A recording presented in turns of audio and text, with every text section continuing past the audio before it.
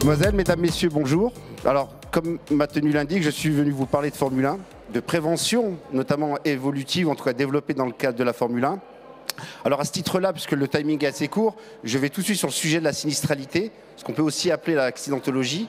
Rappelez-vous, 2 accidents majeurs à quelques décennies d'intervalle et surtout avec 2 conséquences diamétralement opposées.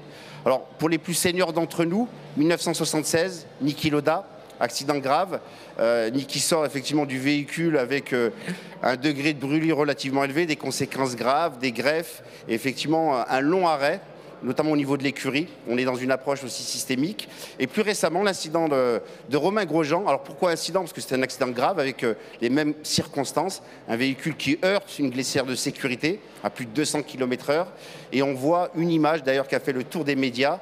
Un Romain qui sort de son véhicule, quasiment sans aucune blessure, après 28 longues et interminables secondes dans un brasier intense. Alors, quelle est l'analogie avec la prévention au sens de la Formule 1 et comment, effectivement, elle peut être déployée au sens de l'entreprise?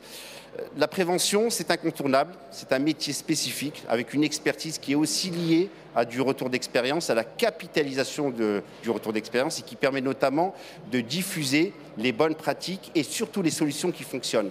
L'esprit de la Formule 1, c'est la compétition, c'est la performance, c'est la vitesse, c'est aussi l'endurance. C'est un peu l'esprit de l'entreprise. Un pilote de Formule 1, d'ailleurs, peut être qualifié quelque part de chef d'entreprise. L'acte d'entreprendre, c'est aussi la prise de risque. Et effectivement, quand un véhicule se crache contre une glissière de sécurité, on peut estimer, en termes analogues, que c'est équivalent à une entreprise qui, à la suite d'un sinistre de grande ampleur, va mettre la clé sous la porte. On rappelle qu'il y a 2 entreprises sur 3 qui, à l'occasion d'un sinistre majeur, mettent la clé sous la porte. Et effectivement, la notion de prévention, c'est-à-dire réduire la fréquence de l'occurrence d'un sinistre, et la notion de protection, donc en réduire la gravité, n'est pas systématiquement intégrée dans les différentes phases qui sont la sécurisation, notamment des risques. Alors, une entreprise, une Formule 1, effectivement, c'est des métiers de spécialistes. Ce qu'il faut retenir ici, c'est que dans le cadre d'une Formule 1, on va être nécessairement sur des approches très expertes, très précises, liées aussi à beaucoup de retours d'expérience. On n'imagine pas confier la sécurité du pilote, la sécurité du véhicule qui coûte à peu près 20 millions d'euros, du paddock, de l'ensemble des équipements et des équipes techniques aux garagistes du coin. Il faut effectivement s'adresser à des spécialistes, des gens qui ont cette expérience et qui effectivement vont pouvoir accompagner notamment la prévention et la protection, mais et surtout dans l'esprit de performance associé. Alors, je fais un parallèle entre la performance, notamment dans la course automobile, et aussi la performance énergétique.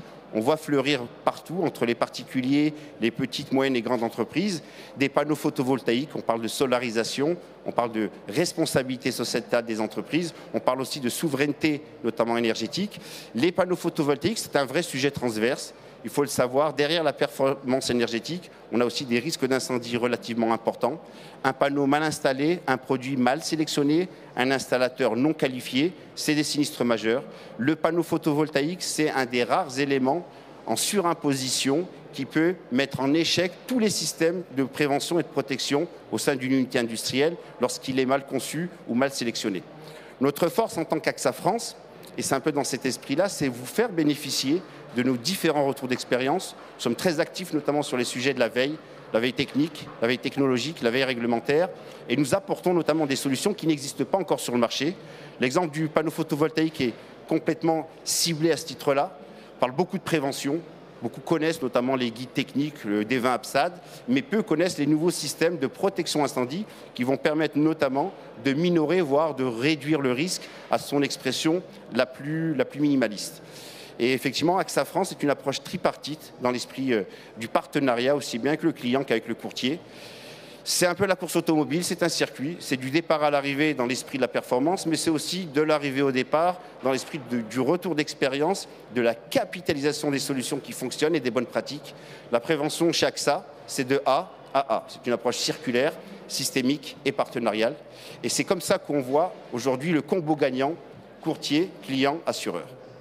Dans les 20 secondes qui suivent, en tout cas qu'il me reste, je tenais simplement à souligner le fait qu'aujourd'hui, tous les sujets sont liés à la prévention. Elle est incontournable. Certaines préventions sont dites étatiques, réglementaires, d'autres dans un esprit plus performantiel. L'esprit étant qu'avec AXA, on est toujours basé sur une règle qui est simple, l'ergonomie, l'efficacité et l'économie. Et c'est nos critères principaux de sélection, notamment au niveau des plans de prévention. Merci à vous. Merci beaucoup.